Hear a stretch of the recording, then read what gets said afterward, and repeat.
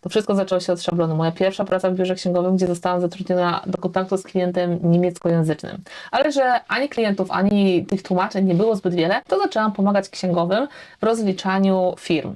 A że byłam po technikum ekonomicznym, to jakieś tam pojęcie o tej rachunkowości miałam. Jak to każda nowa osoba, dostaje zadania, które są proste, nudne i właściwie nikt nie chce ich robić. Ze mną nie było inaczej. Dostałam takie wielkie papierowe szablony tabel amortyzacyjnych do uzupełnienia, no i musiałam wpisać tam odpowiednie informacje i podliczyć wszystkie kwoty na kalkulatorze. W niektórych przypadkach było tego naprawdę sporo, bo część z tych firm, z tego co pamiętam, to były firmy transportowe, miały dużo samochodów, no i dla tych samochodów trzeba było te amortyzacje każdego miesiąca obliczać.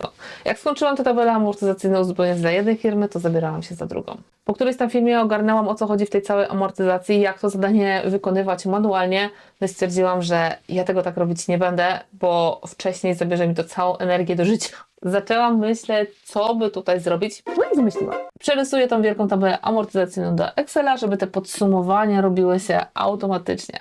Dodam, że moje Excelowe umiejętności nie były wtedy za duże, bo umiałam tylko tyle, czego nauczyli mnie w szkole na lekcjach. Pokazali mi kilka opcji, pokazali mi kilka podstawowych funkcji i na tym się skończyło. To nie były umiejętności, to była teoretyczna wiedza, którą teraz musiałam przełożyć w praktykę. No i jak zaczęłam budować ten szablon, to się okazało, że właściwie i tak muszę się uczyć tego na nowo. Przerysowanie szablonu, rozmieszczenie danych, przetestowanie zajęło mi prawie jeden dzień. Najpierw wprowadziłam ten szablon dla jednej firmy, a potem jak już byłam pewna, że wszystko działa poprawnie, no to wprowadziłam to dla pozostałych firm, które obsługiwałam. Biuro rachunkowe, w którym pracowałam, było dość spore, było ponad 15 pracowników, obsługiwaliśmy ponad 100 firm i były to firmy duże, ponieważ ta firma miała także drugi oddział, gdzie obsługiwała firmy mniejsze. Jak inne księgowe zobaczyły, ile ten szablon potrafi zaoszczędzić czasu, to każdy chciał go mieć u siebie. Momentalnie ten szablon został powielony praktycznie dla wszystkich firm, które obsługiwaliśmy. Zbudowanie takiego szablonu nauczyło mnie płynnego poruszania się po arkuszu. Zrozumiałam, jak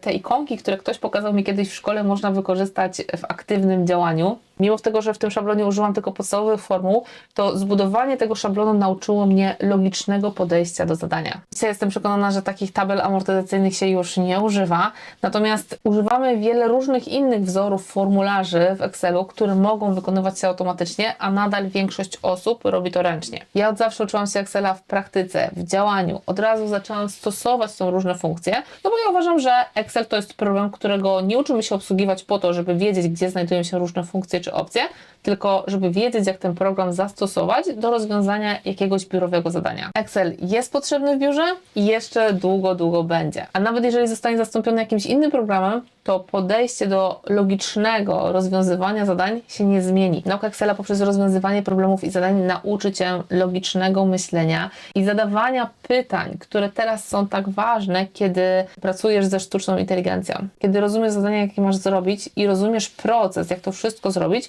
no to wiesz też, jak zadać pytanie. Ja nauczyłam się Excela w praktyce, zaczęłam od zbudowania szablonu i w swoim pierwszym kursie, który stworzyłam, także uczę Cię Excela właśnie w taki sposób. Jeżeli chcesz nauczyć się Excela od razu w praktyce i chcesz ten program zacząć używać w swojej pracy, a nie tylko wiedzieć, gdzie znajdują się różne opcje, to możesz właśnie przerysować jako swoje pierwsze zadanie jakikolwiek znaleziony w internecie szablon. Zbudowanie takiego szablonu to jest naprawdę świetny sprawdzian Twoich umiejętności. Tutaj nie chodzi o to, żeby wytykać Ci błędy, czy dołować, czego nie potrafisz, ale chodzi o to, że jeżeli faktycznie zależy Ci, żeby tego Excela się nauczyć, to żebyś uczciwie ocenił swoje aktualne umiejętności i zaczął działać tam, gdzie masz luki. Możesz przerobić 10 teoretycznych kursów Excela, możesz obejrzeć 100 tutoriali, ale do momentu, kiedy nie zaczniesz działać, nie weźmiesz myszki do ręki i nie zaczniesz stosować tej wiedzy w praktyce, no to właściwie ta wiedza jest dla Ciebie bezużyteczna. Jeżeli nie wiesz, jak to zrobisz, to możesz rozmawiać ze sztuczną inteligencją, zadając krok po kroku różne pytania. A jeżeli nie masz czasu, żeby testować różne rozwiązania i chcesz ten cały proces poznać na skróty i ruszyć dalej do bardziej zaawansowanych projektów,